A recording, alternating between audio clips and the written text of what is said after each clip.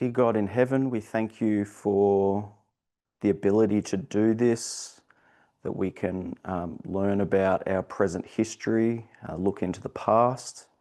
We thank you for the messages of the Midnight Cry. And Lord, we pray for the presence of your Holy Spirit now as we look at these things, and we're just grateful, and we just pray that you will be with us as we enjoy your messages. We pray in Jesus' name. Amen. Good morning, everybody. I'm taking a bit of a risk this morning. So I guess I'm continuing on with an analysis of the King of the South. Sort of a continuation from the last one, and I don't expect anyone to remember what we did last. I have no idea. I've got quite a bit of content. I have no idea how far we will get, but I'm just hoping that we can not get overwhelmed, but enjoy some of the things that we already know, and hopefully it clarifies some things. And as I reviewed some of these things, it just reminded me of how powerful this message really is, and the power of God in God's ability to combine many, many histories to teach us of what we're supposed to see now. So in saying that, let's get straight into it. We will we'll start with just a brief overview of, I guess, some basic patterns that we are familiar with. And we can start with the Daniel 1140A, which tells us about the history of 1798 and 1799, where we see the deadly wound and the death of the papacy.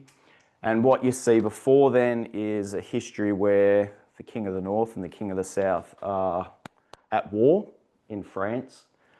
And as you can see, the deadly wound occurs, takes a period of time to die, and then is followed by a death, and then there's a resurrection in the future. When we go to Daniel 1140 Part B, we see the same pattern occur. We see time of the end, 1989, where we see the deadly wound of the King of the South, the Soviet Union. Obviously, it's swapped now, because now it's the death of the King of the South, not the King of the North. We see a death, and then we see a resurrection as well. And what's important to see is, prior to the time of the end, there's an ongoing war between the King of the North and King of the South. We would call that the Cold War from 1945. And so there's an ongoing battle between the King of the North and the King of the South, and it culminates where one wins and one loses. And just to bring us to what we want to know about, what are we interested in? Well, we really want to know about that, we want to know about that, and we want to know about that. So we want to know about what the deadly wound, we want to know about the death, because it's the final death of the King of the South, because it doesn't resurrect. So once it gets to that point, King of the South doesn't exist in its prophetic role.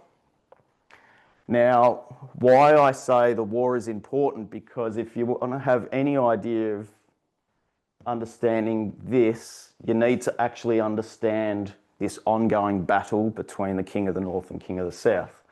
And we would say, we would go, well, gee, it goes all the way back to 2003. It'll go all the way back to 2014, 2016 with Ipsus, Heraclea, Asculum, and Beneventum.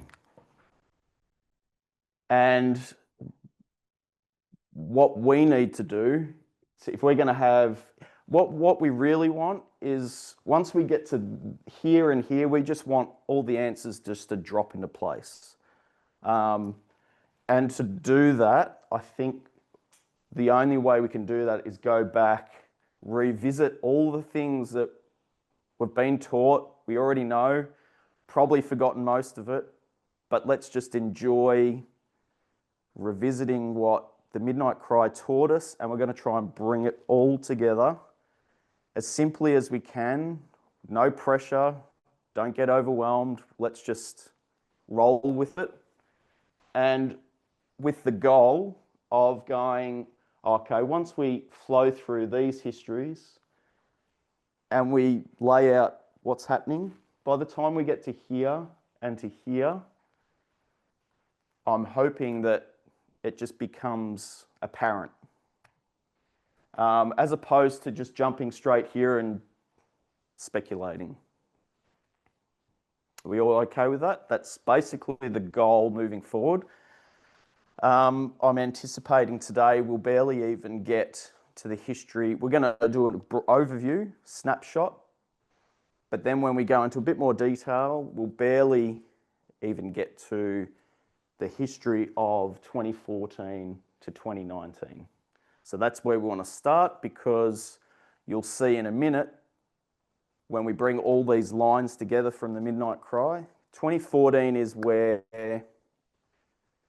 Pyrrhus in Macedonia, Italy, World War II as a group, and then Pyrrhus,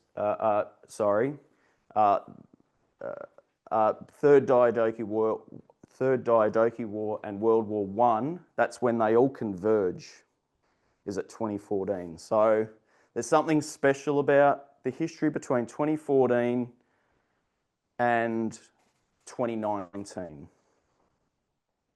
And that's in the middle of war on the Eastern and Western fronts, which begins, we'll get to that. Let's not go into that now. Okay.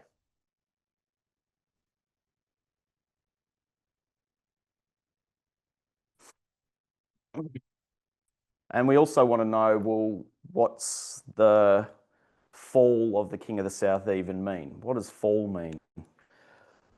And so if we go back to 1989 as a just mini recap, the Soviet Union had something in 1989 that in 1991 it no longer had. And what was that? Anyone can answer. This is all interactive if you feel like it. So Soviet Union 1989 had stuff. 1991 it no longer had stuff. Spheres of influence or satellite states? Correct. All right, so from 1945 to 1989, it had an iron grip on the territory of Eastern Europe, like that. Grip tight. Iron Curtain it was called. We all know the Iron Curtain. We're very familiar with that in this movement. And so there were sub-states, spheres of influence, as John said. But in 1989, there was a crack in the Berlin Wall, and that symbolized what? Cracked. All of a sudden, the grip wasn't as strong. And so there's satellite states or countries within the Soviet Union started slipping out of its hand. And so the Soviet Union, as the King of the South, as a restraint on the King of the North, started losing its ability to fulfill its role. So it no longer had the control and grip over all of the spheres of influence that it once had.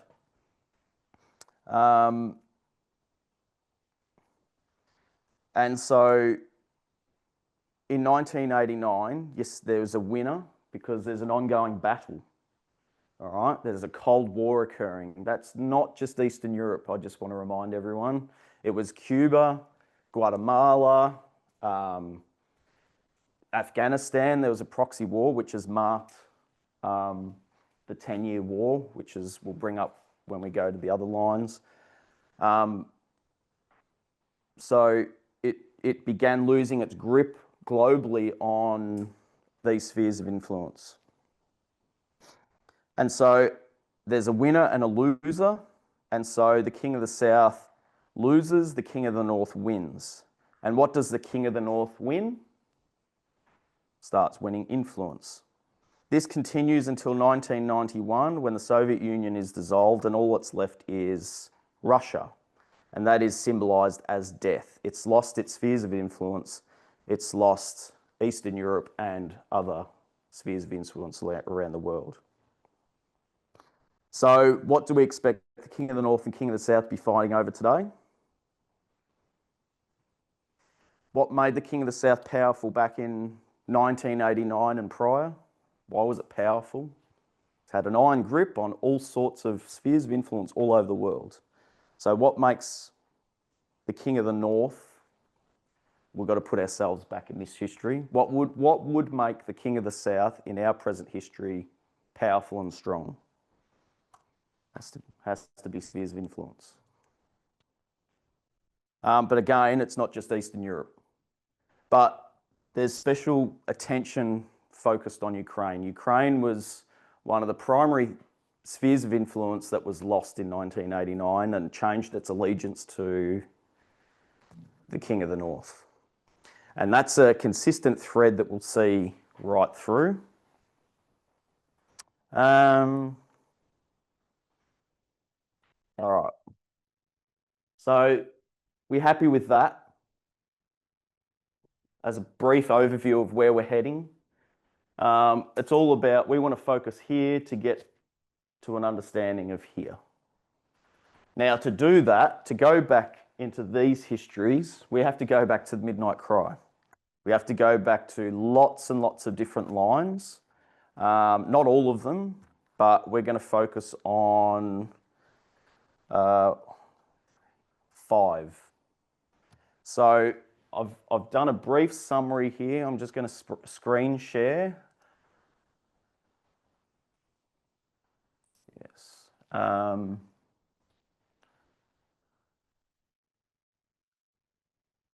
Sorry, but I've got photos only and they're all a bit scrappy, but we'll just have to roll with it. I'm hoping everyone's familiar with that. Before I start, I just want to make sure my screen share is working. Can everyone see that? Yes, it looks all clear to me. Okay, clear enough. So can you see my hand as a cursor if I move around? So you can see Yes, that? I can. All right, I can. beautiful. Hopefully others can. Now, moving forward, when I start screen sharing, people with phones are probably going to struggle, and I apologise in advance. But this is the risk I was stating at the start. I'm taking a risk because I have to screen share quite a few photos just so we can get a basic overview of what we're looking at. And so this will be the first of a number. So what we're seeing here, if you go, Acts 27 brought us to 273, which brought us to a history right towards, I guess, the end of an ongoing battle that involved Pyrrhus and I guess the ongoing arguments between Alexander's generals after he died. And so what we find here, I'm not going to spend much time, but we've got the Fourth Diadochi War here that goes through this history here. And at the same time, you've got Pyrrhus in Macedonia and Italy. And this is just a chronological line in order that goes through that history. And it tells you the story of Pyrrhus in Macedonia, which is part of the Fourth Diadochi War. And then it goes from Macedonia, then it goes to Italy. And then you start seeing ongoing battles between Pyrrhus being the king of the south and the king of the north. So as you can see, there's a delineation here. And what Elder Tess realised, and just to remind everyone, you've got the Battle of Ipsus here, which we would say is 2016, where there's an alliance between Antigonus and Demetrius, backed by Pyrrhus, to take on the three allies. That's in 2016, which is symbolising Trump and Putin's alliance to take down the three branches of government. We'll get into all that down the track, but I just want to remind everyone that the Battle of Ipsus is in the history of Macedonia. But then by the time you get to Italy, that's where you get Heraclea, Asculum, Beneventum. Okay, so what Elder Tess realised that this history of Macedonia lined up with World War II. Okay, down here. And so when you start seeing patterns like the Cold War here, there's a Cold War there, the time of the end, she actually realised that she could cut that line. And so we're going to go to another photo now where we see Italy, the line cut there, and then we see Italy placed under here. All right. So as you can see, if we kept it chronological, it just goes Macedonia right through to Italy, but we're going to cut the line there. So you can see World War II, but then you can see World War II ending here in 1945, then it begins a Cold War. So you can see we would expect from our experience that we could cut the line at 1989. So we're going to bring this, so here's World War II, at which now we see World War III here. So what we're going to do, we're going to cut this line, or Elder Tess did, bring that under here, and then bring that under here. So we'll end up with 4 lines. So we'll stop share.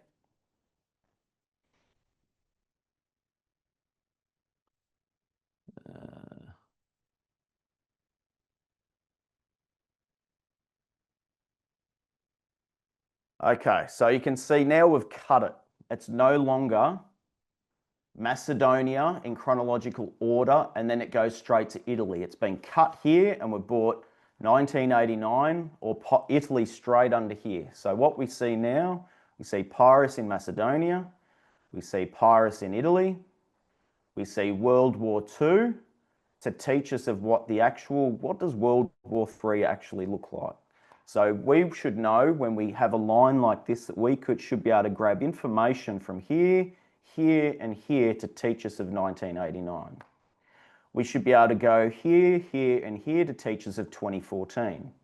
And then Ipsus, plus the invasion of Poland to teach us about 2016, so on and so forth.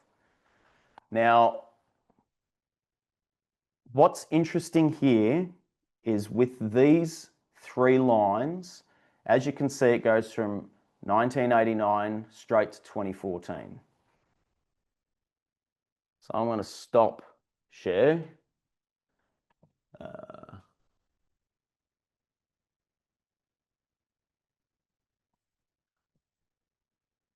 So what I've done here, this is the chronological order one up here. So we're going Macedonia to Italy, which tells us of World War II, World War III.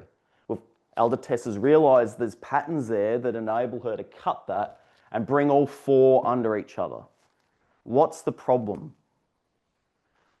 What is the problem with this?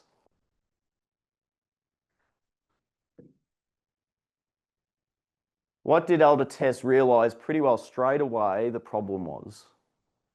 You got the 4th Diadochi War and World War II.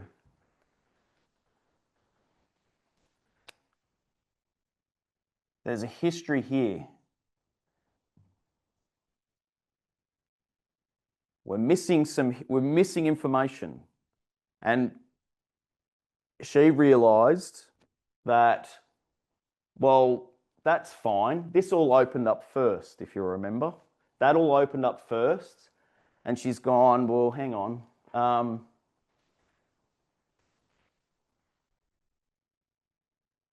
Common sense would tell you that if you want to know what is World War II, most of it's happening here. If you want to know what happens to World War II, what do you need to look at? World War One. If you're at the Fourth Diadochi War, and that tells you about that history, and you want to know what's happening before the Fourth Diadochi War, what do you go to? Third Diadochi War. So so this didn't open up straight away, and it took a while. But when it did, the Third Diadochi War opened up, and that told us, this is brief. You could spend a day on each one of these, all right? So this is just a snapshot so we understand how it flowed. So the Third Diadochi War, not only does it starts in 1989 like these two, but there's a big gap missing here. But when we get to the Third Diadochi War and World War One, it starts filling this information. So what's important here is World War Two gives us information on the back end and Fourth Diadochi War. Third Diadochi War and World War One starts populating the front end of World War III. It also gives you more information about the back end of World War III as well, but importantly, it fills this void that was missing. So in 2001, it basically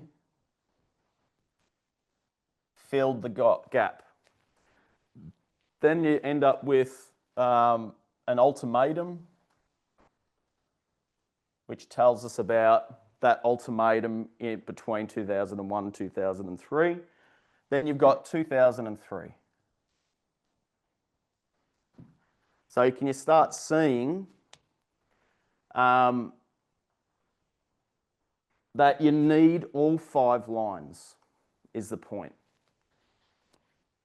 And 5 lines is an incredible amount of information to tell us.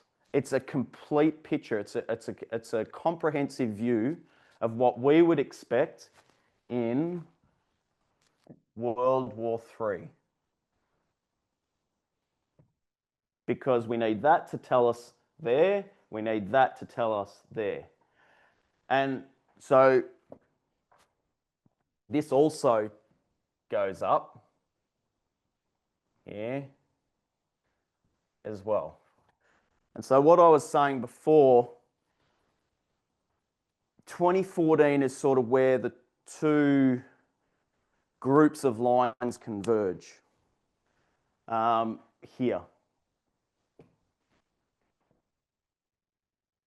Everyone okay with that so far?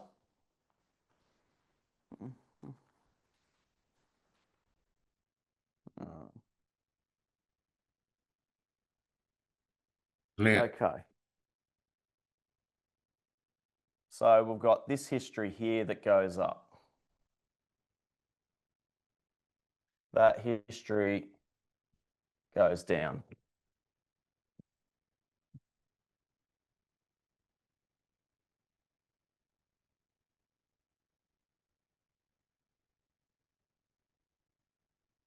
All right, I'll show you, while I'm here, I'll show you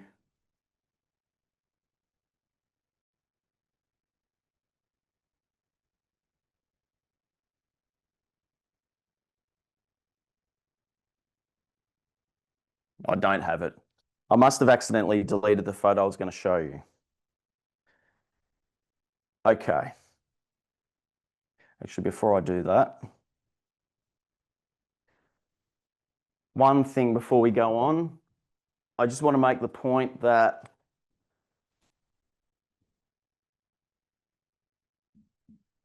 World War I, World War II,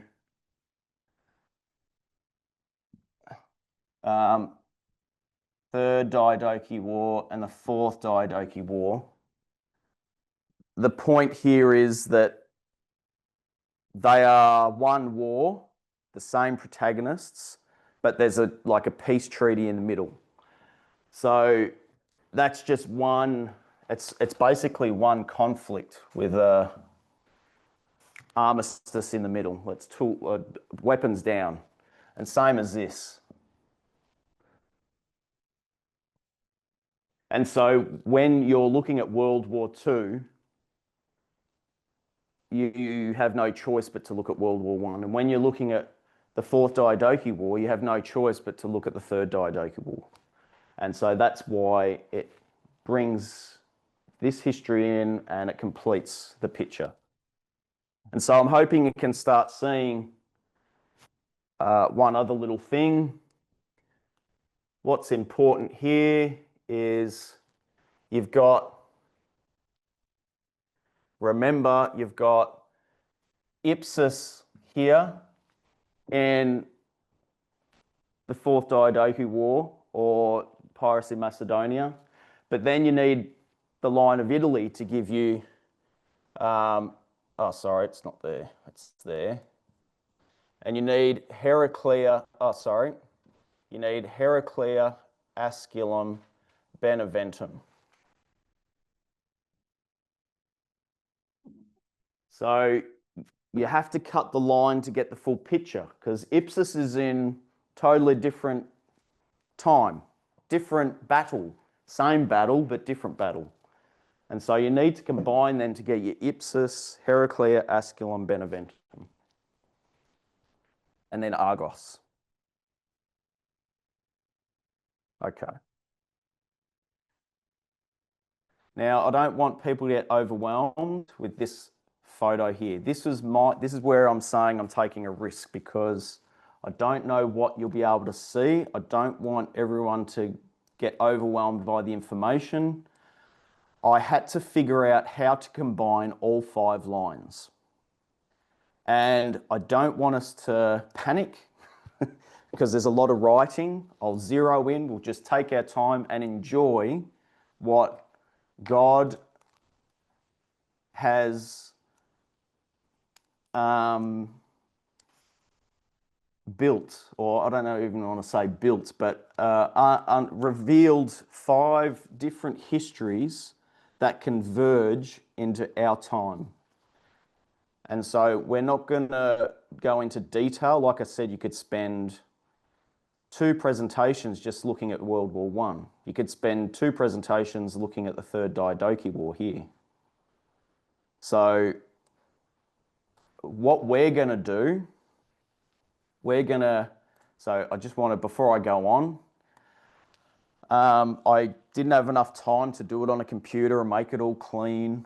This was just for my benefit to get my head in the game so I could understand how it all came together. And the more I'm happy, I know it's not as neat as it could be, but it is what it is. So I'm happy to share this if Elder Terry wants to give it out. And it's what I found helpful to me is just looking at it, looking at our present history and then running my eye up the line and seeing how it all unfolded. And just as an overview, you can see we've got piracy in Macedonia, the Fourth Diadochi War. We've got piracy in Italy. We've got World War II.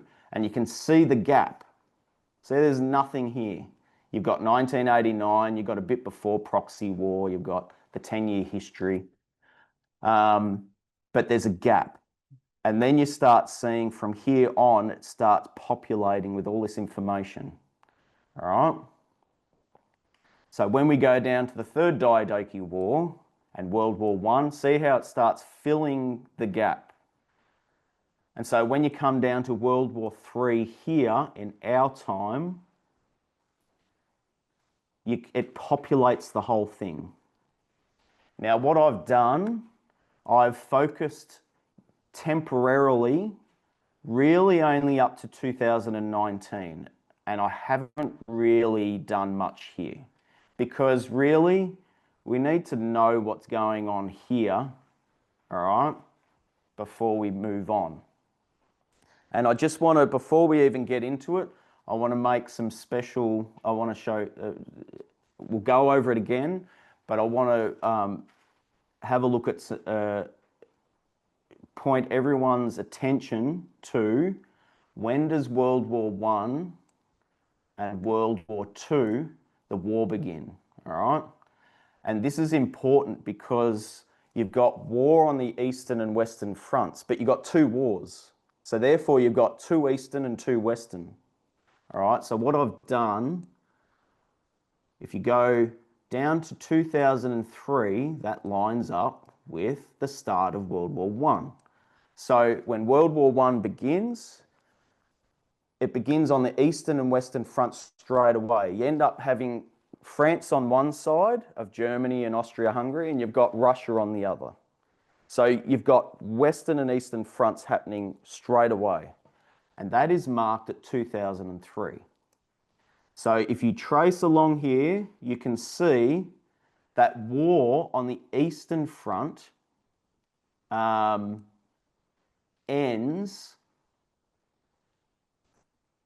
at the Treaty of Brest-Litovsk. I can't say that properly. And this is where Russia,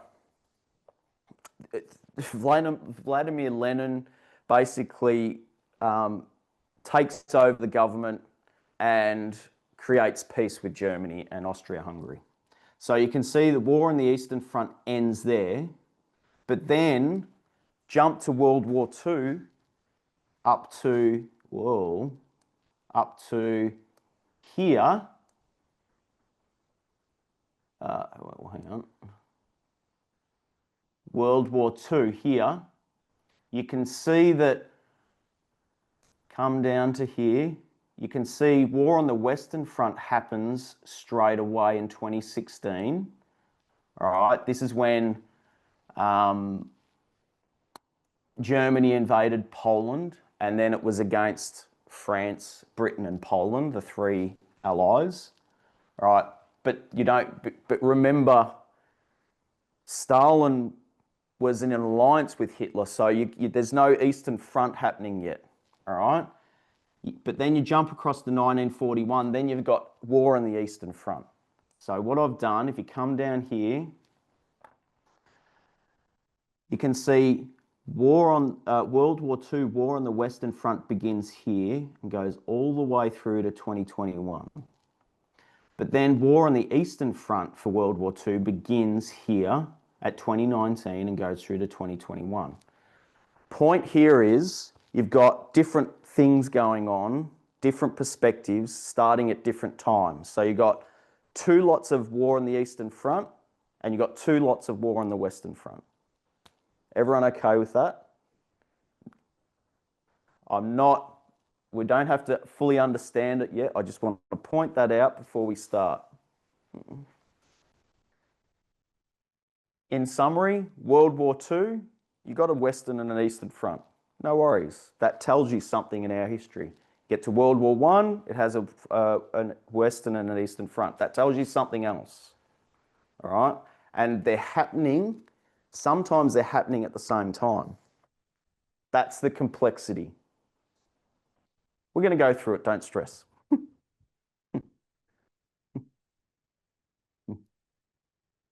Okay. Now, is that big enough for people to see and read?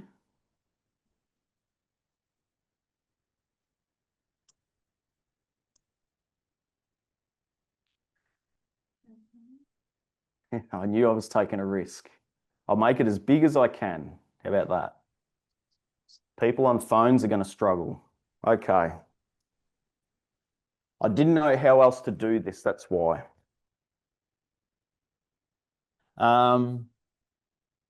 All I want to do is just talk about what's happening here, and then let's just roll up the lines and see all the different histories that tell us about that.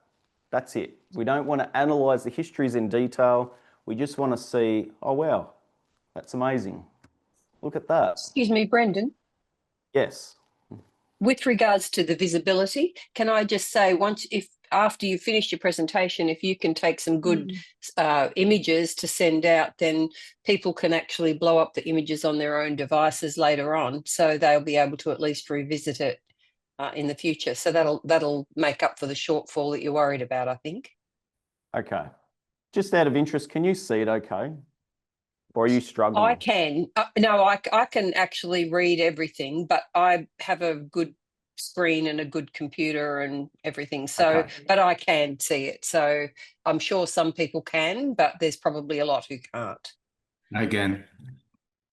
So like I said, On Okay. phone. Now, like I said, we don't want to get bogged down. We don't want to get panic over the amount of information. This has all been presented many times before. We're just looking at some highlights and just reminding ourselves of how amazing these lines are, because it really does tell us about what's happening now.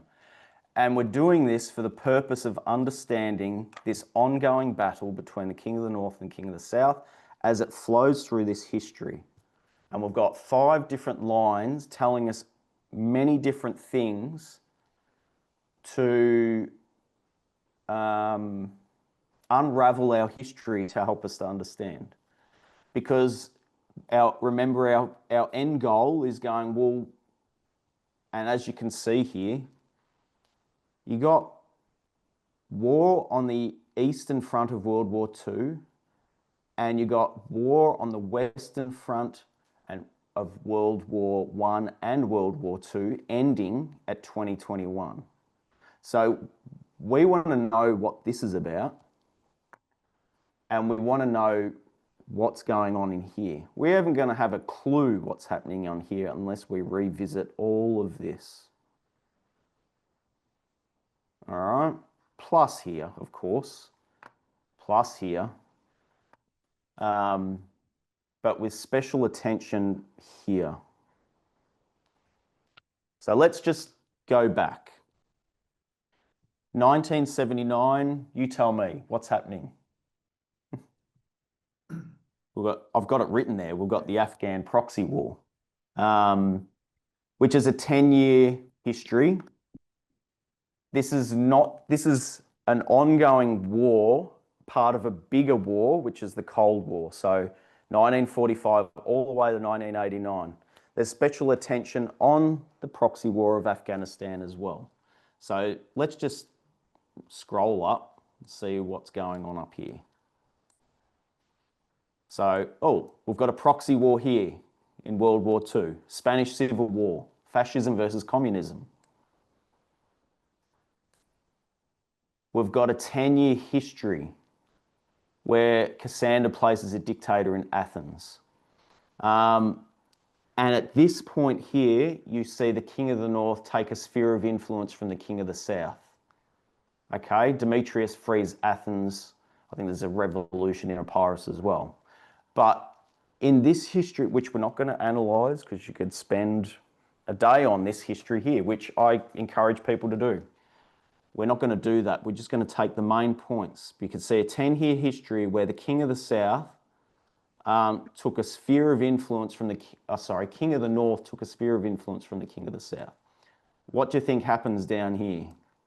We've got Thurii appealing to Rome. Thurii represents Ukraine. So when you come up to this history here, which is 2014, you've got Tarentum attacking Thurii. So what that means is Tarentum is attacking its former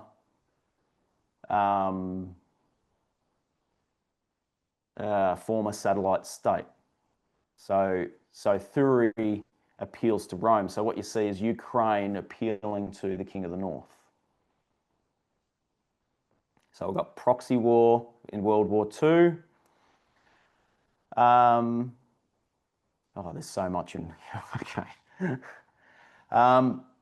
So what do we see in, we'll go to these two in a minute. What do you see in 1989?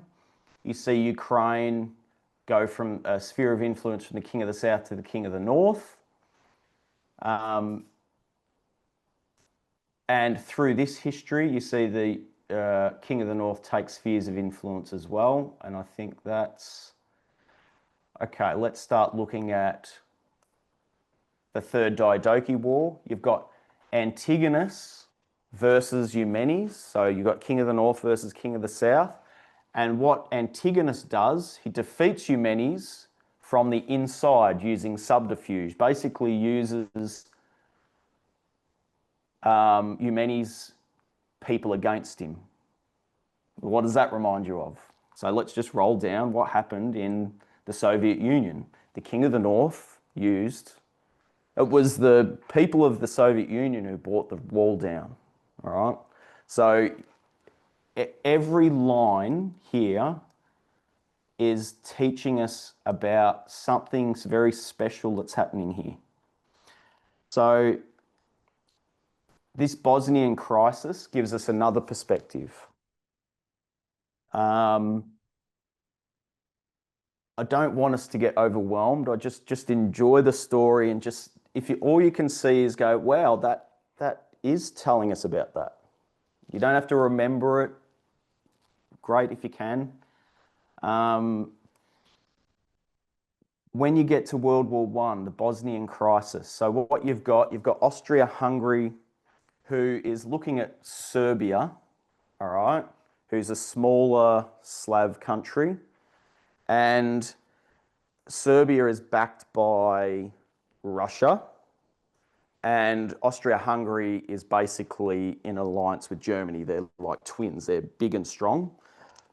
Now, Serbia is wanting to unite the other Slav states around it, and one of those is Bosnia. Austria-Hungary didn't like that idea because the moment Bosnia starts bringing all those countries together, they become stronger, and Austria-Hungary at that point they were pretty nervous about that because they're basically in a fight, an argument. And so what ends up happening, it's called the Bosnian crisis because Austria-Hungary basically annexes Bosnia, which is one of those Slav states that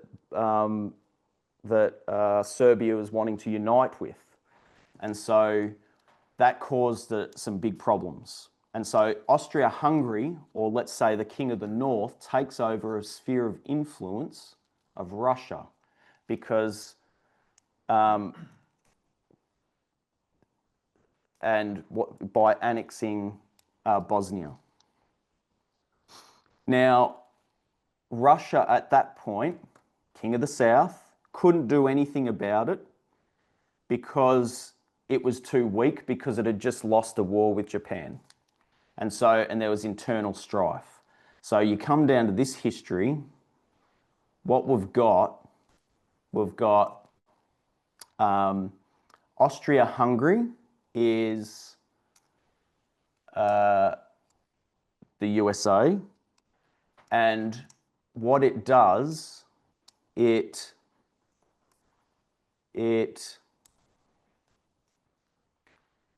Serbia is Iraq. Okay, now we're going to the Gulf War. So, and Bosnia is Kuwait. All right, so Serbia wanted to unite, Iraq wanted to unite those Middle Eastern countries, all right, one of which was Kuwait. But what happened? Austria-Hungary annexed Serbia. So what did America do? It annexed Kuwait. It went in and invaded and took over Kuwait. And so Iraq, who's the sphere of influence of Iraq? Who is Iraq aligned to? The King of the South, Russia. Okay, so, but could Russia do anything about it? Or the Soviet Union, could the Soviet Union do anything about it? No, because it's too weak, because it's just been battling the King of the North. So it couldn't do anything about Iraq. It was too weak. And I'm hoping you can see World War I tells us about that history.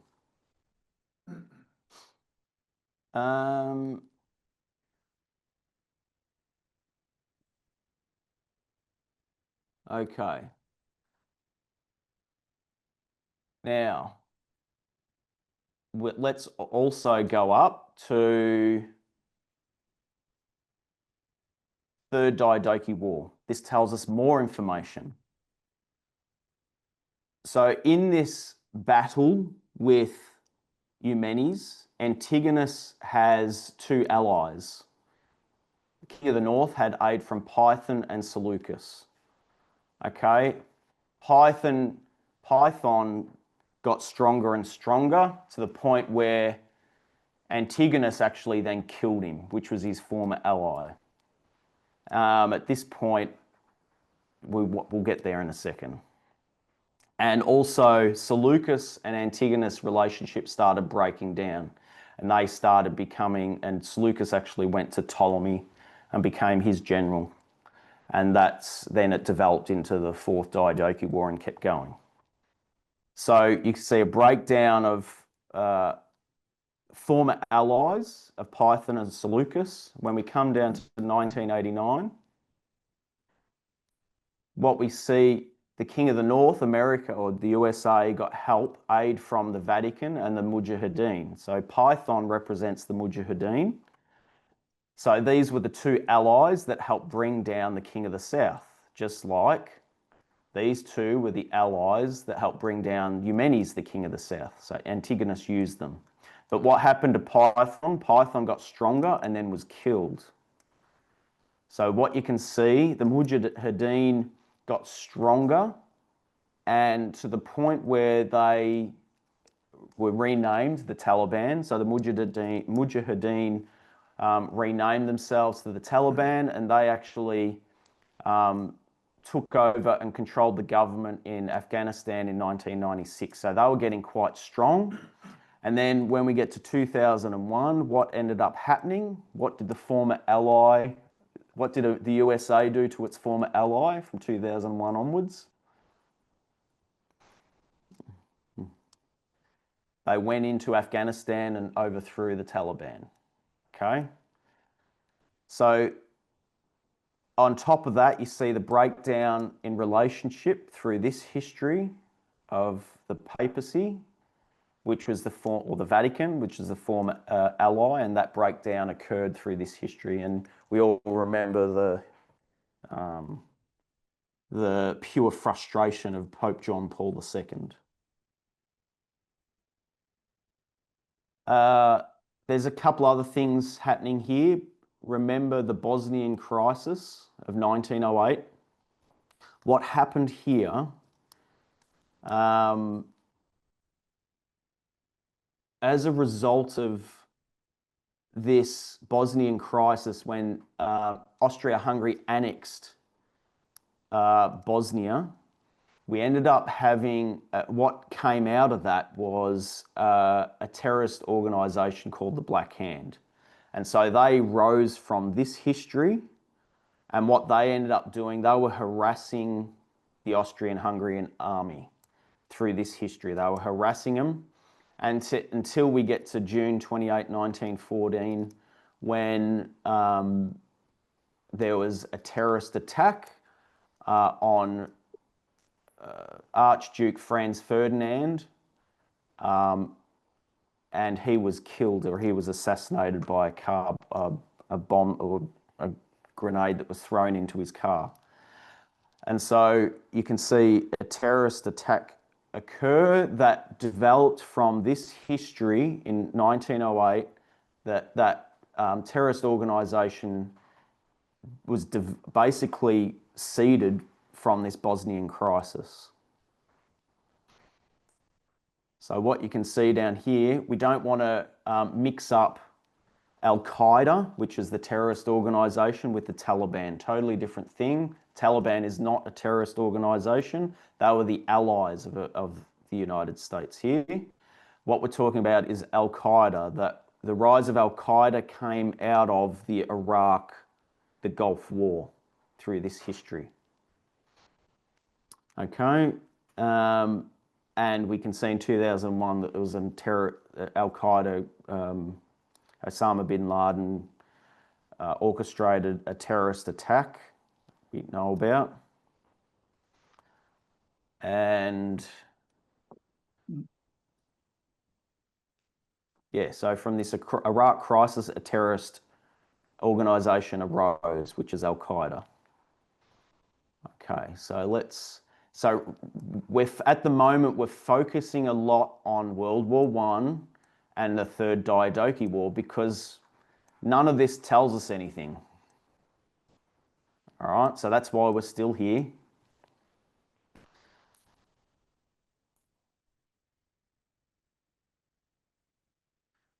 Okay.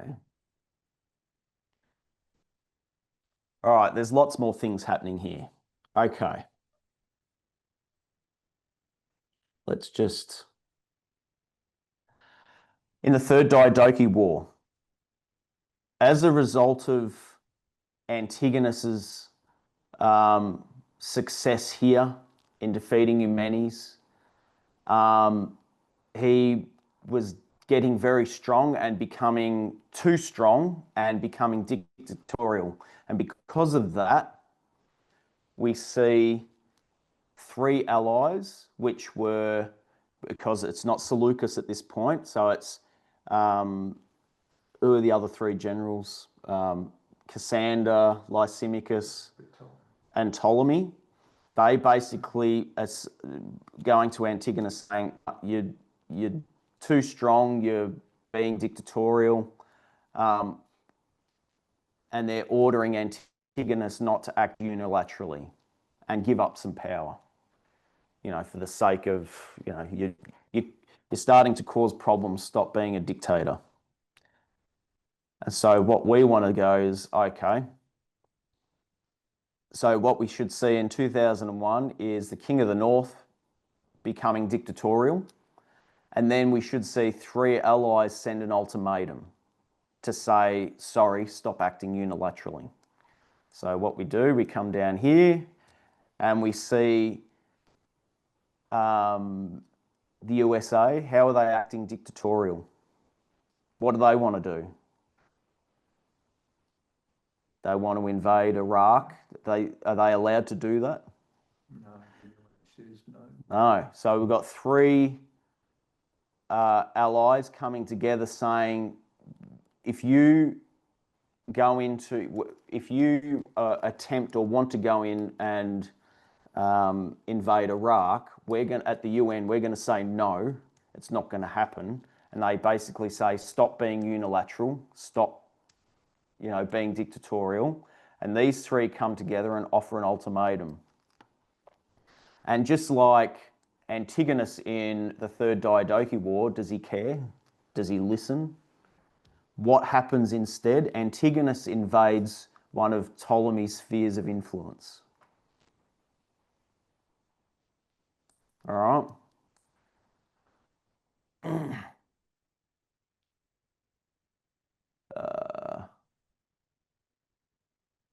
So when we come down here, do you think the USA is going to listen? No.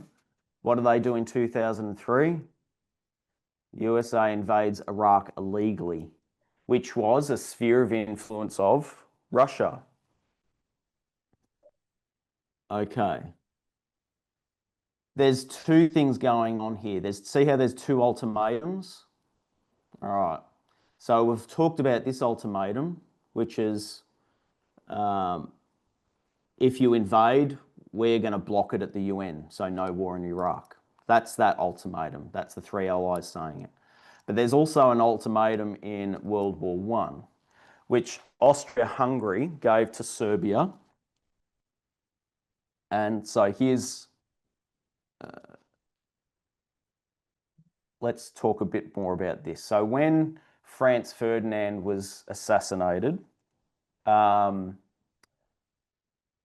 Ferdinand was from Austria-Hungary. Even though he wasn't well liked, Austria-Hungary still used that as an excuse to create a list of demands on Serbia, a whole bunch of different things to keep an iron grip of control onto Serbia. And Serbia fulfilled most of those demands, but one of the primary ones that it wouldn't give up was its sovereignty. So Austria-Hungary was asking Serbia to give up its sovereignty to the point where Austria-Hungary would have also controlled the Serbian courts. So it was literally submit completely. And Serbia submitted to a lot of the demands, but didn't. And as a result, because it didn't meet, so basically Austria-Hungary gave the ultimatum to Serbia, And because Serbia didn't submit, what do you end up? Austria-Hungary invades Serbia and you end up with the beginning of World War I. Okay, so let's come down. All right, so it's not Austria-Hungary, it's the USA. And who's Serbia? Iraq. Okay, so who's the ultimatum from and to? USA gives an ultimatum to Iraq, to Saddam Hussein, and says, give up your sovereignty, or what are we going to do? We're going to invade. And so just like World War I begins, Austria-Hungary invades Serbia. What happens in 2003? Against the other ultimatum here, USA invades Iraq illegally, which was a sphere of influence of Russia. Okay? And when we come back up to the Third Diadochi War, you can see Antigonus invades Ptolemy, or one of Ptolemy's spheres of influence. Can you see that? USA invades Iraq illegally, which was a sphere of influence of Russia. Can you see how powerful these lines are? Every single thing is telling us something. So not just that, World War I here,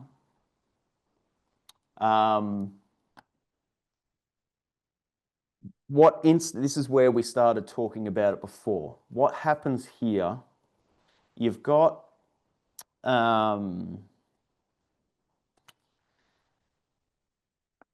when Austria-Hungary invades Serbia, you've got an instant mobilization from France and an instant mobilization from Russia. And that tells us that instantly in the history of World War I, you've got war on the Eastern Front, war on the Western Front.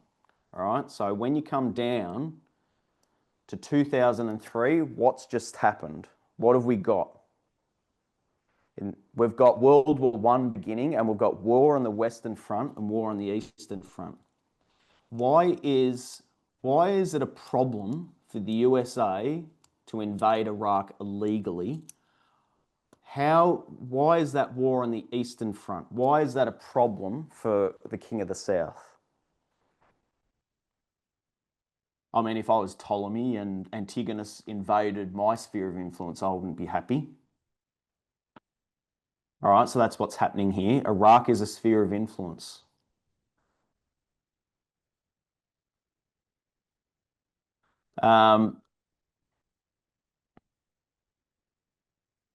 So here, Putin, prophetically, Putin, in 2003, his battle against the King of the North is beginning, saying, this unilateralism has got to go. I'm not happy with this. This is terrible. And he's going to start fighting. This is where it sort of begins. I'm going to figure out how to get spheres of influence back, and I'm going to figure out how to take down this King of the North. All right? So that's the unilateralism. So can you see the war on the Eastern Front occurring in 2003 and moving on? So John just said, didn't Putin make a speech? So that'd be the Munich speech. That was, I think, 2007. But that ties in perfectly with this story, because there's certain catalysts that occur where Putin just gets more invigorated to take down the King of the North and to try and get those spheres of influence back. But we've also got war on the Western Front. So it's not about the King of the South. What's war on the Western Front about in 2003? Well, we've just talked about it. What's going on here? So you got the West. Forget about Russia for a second. You got France, Germany. Cast your minds back. When US invaded Iraq, who was supporting who? Did Australia go to Iraq? Did they support it? Yes. Did the UK? Yes. Did France? No. Germany? No. So we're seeing the West split. So normally you've got this group of allies. America, no, because they're the ones invading. So can you see war on the Western Front in 2003 starts dividing the West internally. Outside of Russia, they're over there. King of the South is over there, but now you've got the West. You've got war on the Western Front. It's not necessarily about Trump inside America and it's that battle there. So I'm hoping you can see World War I's teaching us about war on the Western Front as the West, as they get confronted with this not very nice unilateral King of the North. And how does France, how does Germany, how do all its allies who think this is not great, this is terrible, you're breaking international law, how do they come to terms with this? And then you've got America and Australia and England actually supporting this illegal.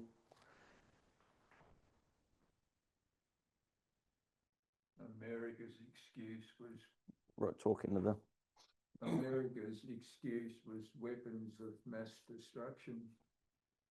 Which is information war. Propaganda, information war, conspiracy theories.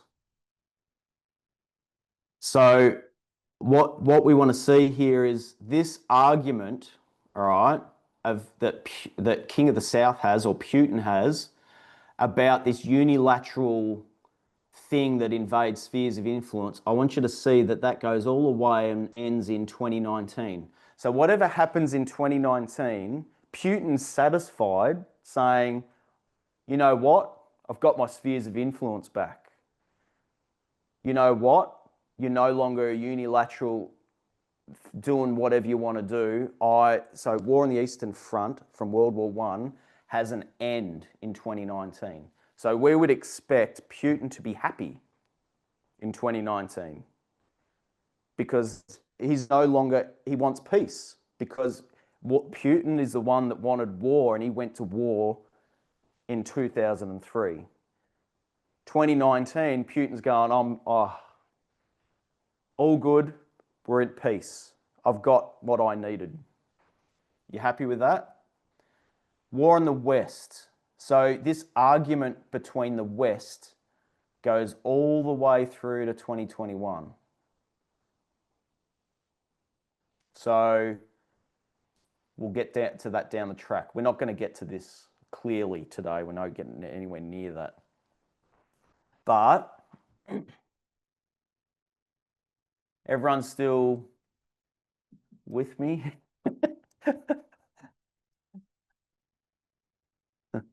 I'm hoping we're just having a chat. Trying to. Oh, no. And no, it's good so far. Okay. I'm busy chasing the hand on my phone.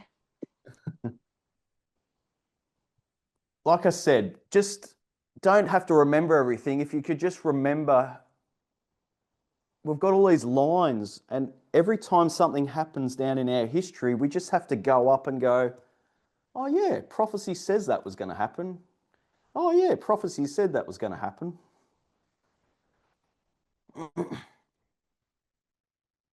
Okay. 2003. Have I missed anything? By the way, these are just brief snapshots. There's a lot of detail that you could go into, which we're not. Okay, so we've got the beginning of World War I, and that goes on. Let's go to 2014, which is our next waymark. 2014, we would expect to see an alliance between the King of the North and King of the South, so Trump and Putin. Let's just stop there for a second. So let's go up. So we would expect to see an alliance. Okay, what have we now what's just begun? Now we're on World War II. So now we're getting all the lines coming together. So what I was saying is now we're beginning these three lines we can introduce: World War II, Pyrrhus in Italy, and Pyrrhus in Macedonia, or the Fourth Diadochi War. It is a bit fuzzy there, isn't it? So what we need to see In 2014, Putin and Trump have an alliance. So in World War II, we have the Molotov-Ribbentrop Pact, which is Hitler and Stalin developing an alliance in 1939, 23rd of August. Now, this was an alliance with the goal of splitting up Poland, I guess. And as you can see, that pact occurred. Hitler needed that because even though, remember, Stalin and Hitler are mortal enemies. All you have to do is go all the way back to this history, 1939, and you can see fascism versus communism, they're enemies. They hate each other. That's what the Spanish Civil War was about, that proxy war. But now, for whatever reason, they're coming into an alliance. The reason being Hitler knew he couldn't face war on both fronts at the same time. So let's have an alliance. And Stalin, so that, yeah. And then basically, but this, let's just stay there. So we've got an alliance. So there's our alliance. Let's go up one more. So at the same time as you've got this alliance between the King of the South and King of the North, this is the important one I want everyone to start looking at. What we've got here, we've got the King of the South, or Tarentum, attacks Thurii and expels the Roman garrison. So what this is the King of the South attacks its former satellite state. And as you can see back here, this is when Thurii, or Ukraine, appeals to the USA and changes alliances. Okay, so Thurii's looking towards Rome. And now you've got Tarentum attacks Thurii. So we've got the King of the South attacking its former satellite state. And what's important here is this act, this attack, is the catalyst that leads to all of these future battles, all of this. So let's go down. What are we expecting to see? We should see the King of the South invade its former satellite state, which is Ukraine. We see in 2014 the invasion of Ukraine. And what is important to learn here, that this 2014 invasion of Ukraine leads to all of these future battles between the King of the North and King of the South. And as you can see, it's right at sort of the beginning of all of this mess. all of these war on the eastern and western fronts. Ukraine is special in that it seems to, whether it's eastern or western front, Ukraine is a subject in both of those fights. It's like it converges. It's like when you have that 3D model, Ukraine seems to be the link that links all those 3D lines up.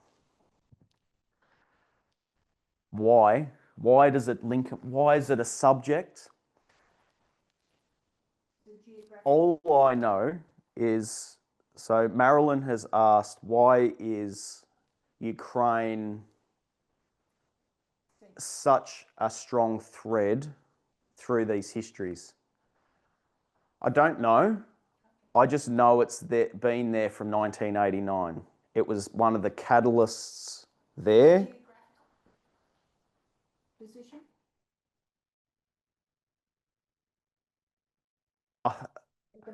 It just seems to be the sphere of influence that is very, very important to the King of the South. And it was one of the primary spheres of influences that was lost in 1989 that sort of brought the whole thing down. So it's geographically, I'm not sure. Clearly, it's right on the border of Russia. So it's, you know, it's a cushion between the NATO alliance and Russia. Yeah, but there's lots of European countries that border Russia. Why is it Ukraine?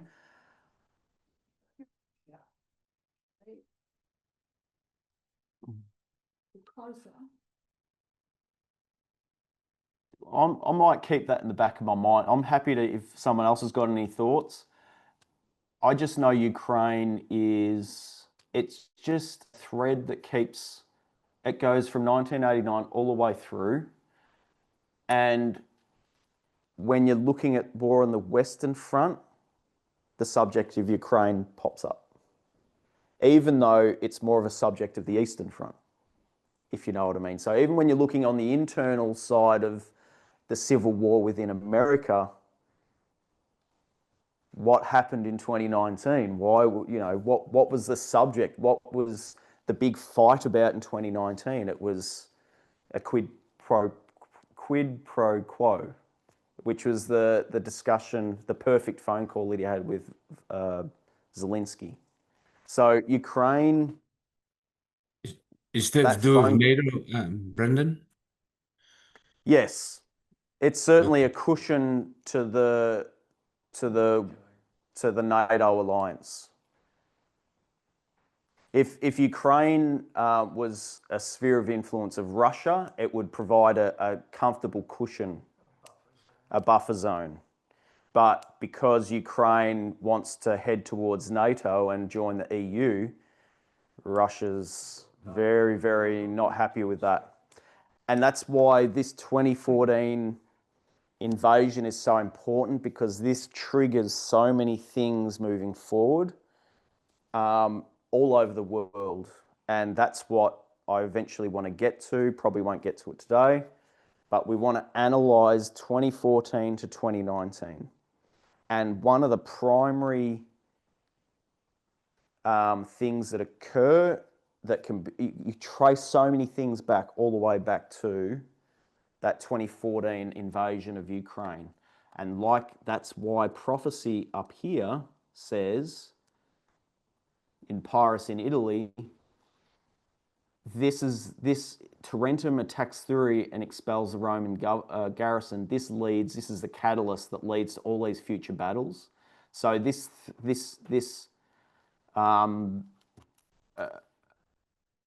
annexing Crimea and in Ukraine, it is like the catalyst that causes all these future battles for the King of the North over spheres of influence all over the world. And we'll get to that.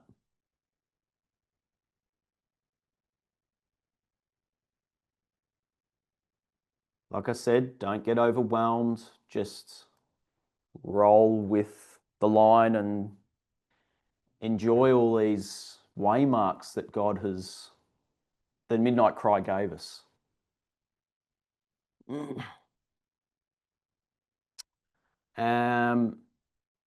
Okay, is there any other thing? Let me just sorry for bringing this up. Oh, on top of that, here we see an alliance between Pyrrhus and Demetrius, King of the North, King of the South. So you've got an alliance here, you've got an alliance here. So you've got two lines, Pyrrhus in Macedonia and World War II, telling us there's an alliance. Because when you think about in 2014, can you see, do you have visibility really of Putin and Trump alliance? It's sort of hard to see, isn't it? Yet prophecy, we've got two lines saying there's definitely an alliance there. No mistake. Let's move on. Now we're starting to get into the middle of what this movement would call all the famous battles. So we've got an alliance between King of the North and King of the South in 2014. And so what we have is an alliance in 2016. We've got Trump and Putin takes on the three branches of government, or what Trump would say is the swamp, and Putin would say, or the establishment. So they've both got a common enemy here, all right? Putin wants to take down the establishment, and Trump has to take down the establishment. So there's a lot to talk about here.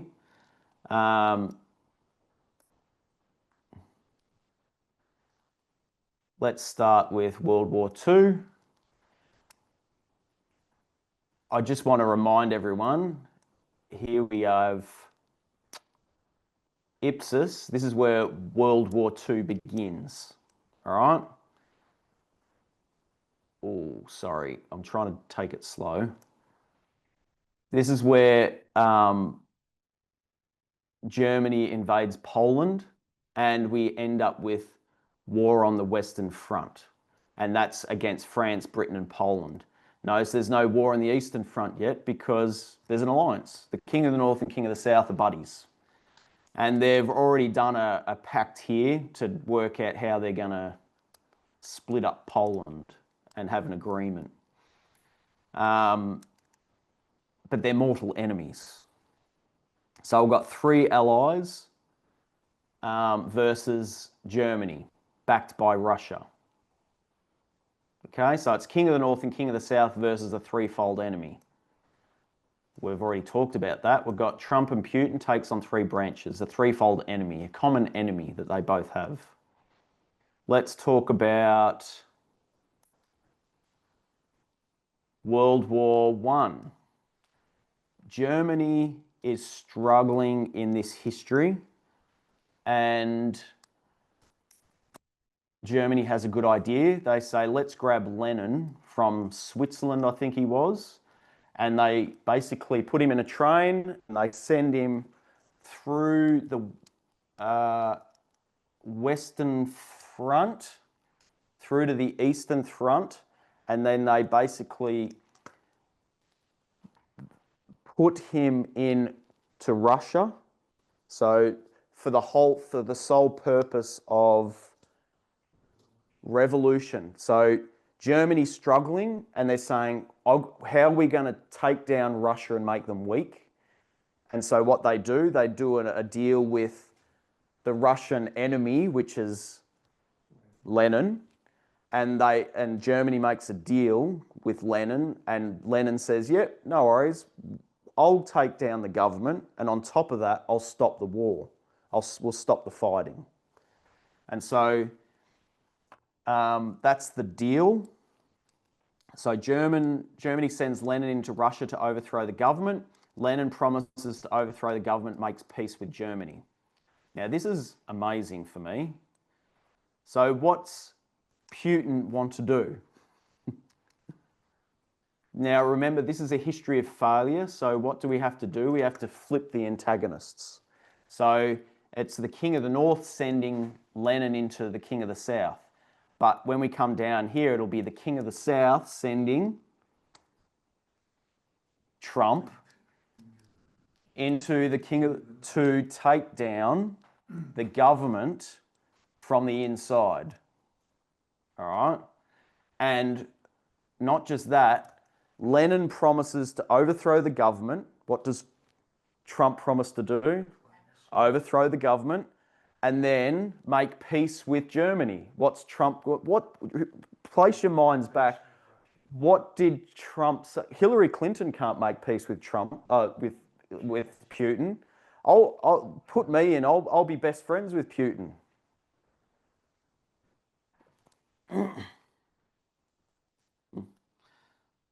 So Putin sent Trump to overthrow the government, and Trump promises to make peace with Russia, and which ends war on the Eastern Front. So that's the goal. So what does Putin want? He wants his spheres of influence back. He wants to end this war on the Eastern Front. In other words, he wants his spheres of influence back, and he needs to take down this USA government to do that. Okay, what's the time? 12:15. Let's just do a couple more. Okay.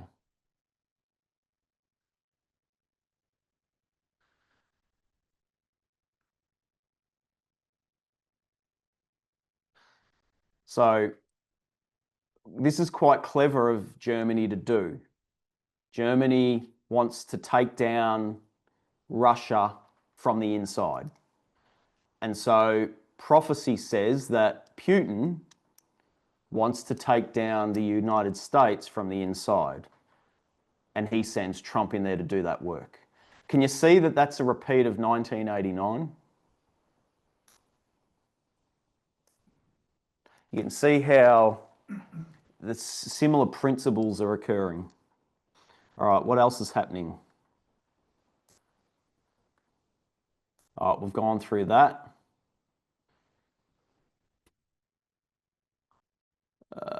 Pyrrhus arrives. Okay. The important one, this is the Battle of Ipsus. So this is where, this is like another witness saying the same thing. We've got the three allies, Cassander, Lysimachus, and Seleucus, versus Antigonus and Demetrius, backed by Pyrrhus. So we didn't even, this is the primary one that Elder Tess would use. But you could see how strong all the others were. We didn't even get to this. We could have not even talked about this one, and we'd be comfortable enough saying on that bottom line what prophecy was saying. But then you come up here and it repeats. So we've got the three allies versus Antigonus and Demetrius, backed by Pyrrhus. So you've got the king of the north and king of the south takes on a threefold enemy. And that's basically repeating that Trump and Putin are allies and they take on a threefold enemy, three branches of government. And through this history, Demetrius and Pyrrhus divide Macedonia. All right, so let's go down. Try not to make everyone motion sickness. Give everyone motion sickness. So we're comfortable with Ipsus. Let's move on to Heraclea or 2018. What are we seeing in 2018? We see an alliance between Trump and Putin, because remember they're an alliance here. But in 2018, we see that alliance crumble, but then gets fixed after a meeting. And what ends up happening, there's troop withdrawals from Syria and Afghanistan. And on top of that, there's sanctions are reduced. And so this is a history where we would see Putin defeat the king of the north, or the king of the south defeat the king of the north. So let's just roll up.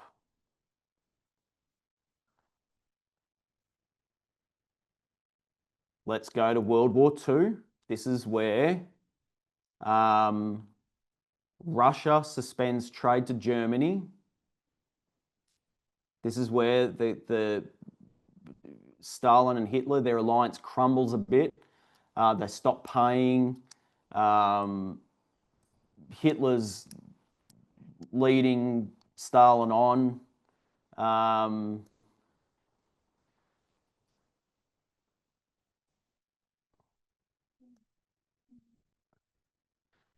On top of that, in the history of Pyrrhus in Italy, this is where we've got the Battle of Heraclea, the actual one. And this is where we see Pyrrhus winning against Rome. And this is where you start seeing war elephants. And we know that's information war.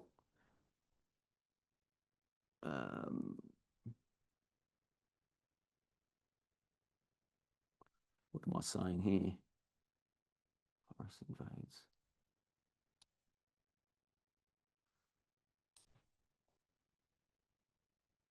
I can't remember. I've just drawn a blank here. I'm sorry. Because we're nearly at the end, I will remind myself what happened here and I'll get back to you. But I'm sure you can see that Heraclea is a win for the king of the south. The alliance crumbles but then gets repaired. Why would it get repaired? Because, well, what did Trump do? He capitulated and reduced sanctions and withdrew some troops from the spheres of influence that are so important to Putin. And let's finish here. on 2019. Okay. There's lots of things happening here, and we'll review this next time we come here, but we've got two things happening at the same time. You've got a war on the Eastern Front ending, but then you've got war on the Eastern Front beginning. So you've got a battle beginning and you've got peace at the same time. So get that in your heads. You've got a battle and peace at the same time. So remember the context of this one. This must mean that what Putin was fighting about, all these spheres of influence and America acting unilaterally, that must have come to an end. And Putin must be super happy. But then there's another war on the Eastern Front between Trump and Putin that's beginning. Okay with that? Now, this peace that occurs here, this peace that Putin is so happy with, comes at a great cost great cost to the United States. And it's against the advice of generals. Okay? There's so many things happening here. Let's just go to the Battle of Gaza, which is the Third Diadochi War. The Battle of Gaza, the king of the south defeats the king of the north, and Ptolemy defeats Demetrius, the king of the north, who fights against the advice of generals. That's what that line is telling us. On top of that, you've got the Treaty of Brest-Litov. So this is where Lenin is fulfilling his job function, because what did Lenin promise? I will make peace. So here's the peace treaty, and it came at a great cost, because this is the history of failure. Peace treaty came at a great cost to the King of the South. So this is the King of the South lost. So Russia surrenders to Germany, and this is the end of the Eastern Front. So Lenin fulfills the peace that he promised. So this is where you see World War I, war on the Eastern Front ends. But you can see war on the Western Front keeps going. So this is Lenin fulfilling Lenin's role and the promise that I'm going to make peace with Austria-Hungary and Germany, but it's going to come at a huge cost to Russia. Whoop. Let's come down here. This is the history that we're going to look at next. And what we're going to find is that Trump, against the advice of the generals,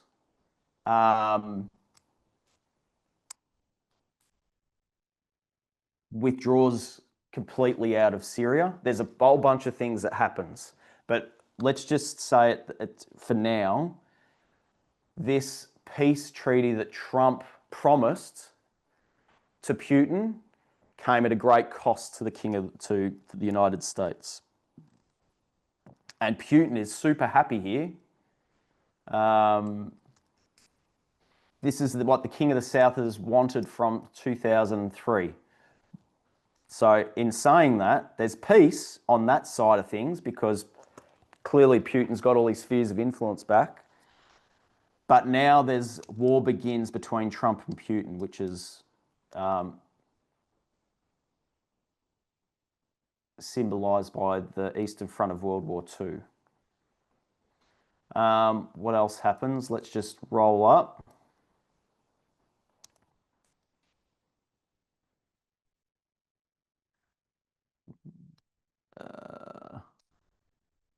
Yeah, so you can see Operation Barbarossa.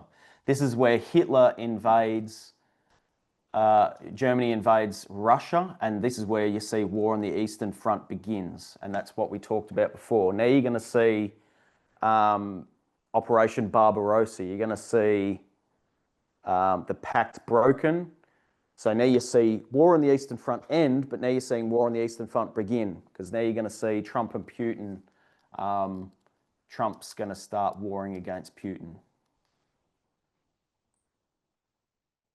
and this is Asculum. This is where you see the king of the south wins, and you start seeing elephants again, symbolized by information war. Okay, let's stop there. I'm hoping that you've got more of an understanding about these war on the Eastern and Western fronts. So next time, we're going to focus on I'll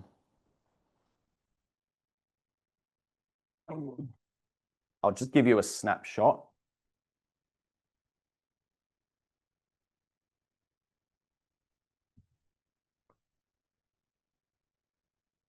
Now that we've sort of,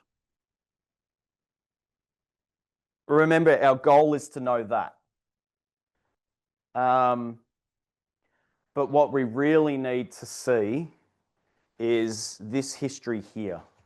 And so next time, clearly run out of time this time, we want to focus our attention here.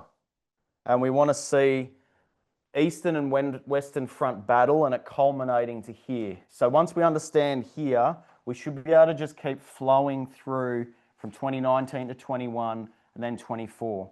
So the next time we look at this, we're going to focus remembering war on the Western and Eastern Front in 2003, culminates, we've got a catalyst in 2014.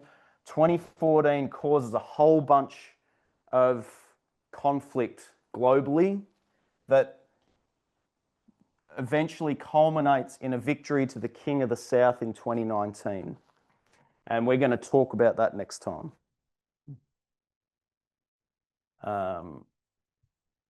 So what we'll do,